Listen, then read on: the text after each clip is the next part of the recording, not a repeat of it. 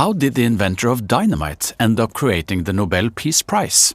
The answer may be a bit more complicated than you think. Alfred Nobel was born in Sweden in 1833.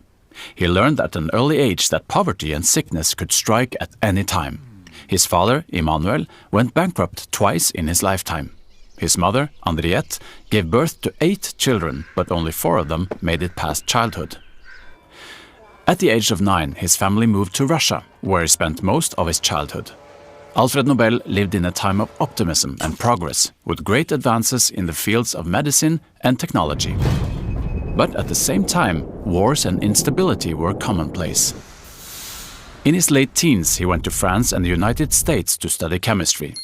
He became interested in the potential of nitroglycerin, a highly explosive liquid.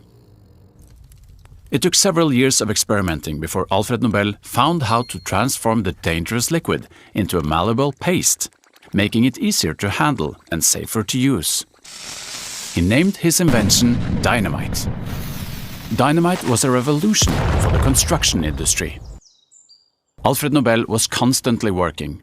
He opened more than 100 factories in 20 countries, and by the end of his life he held 355 patents in his name.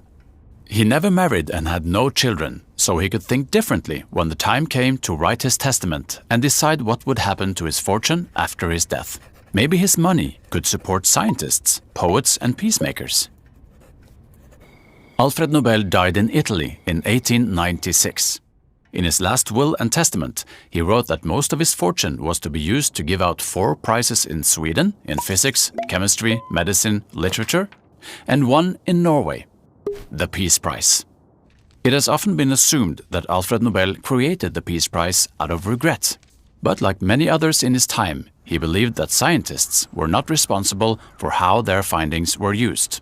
His interest for peace came mostly from his friendship with Bertha von Suttner, an Austrian pacifist.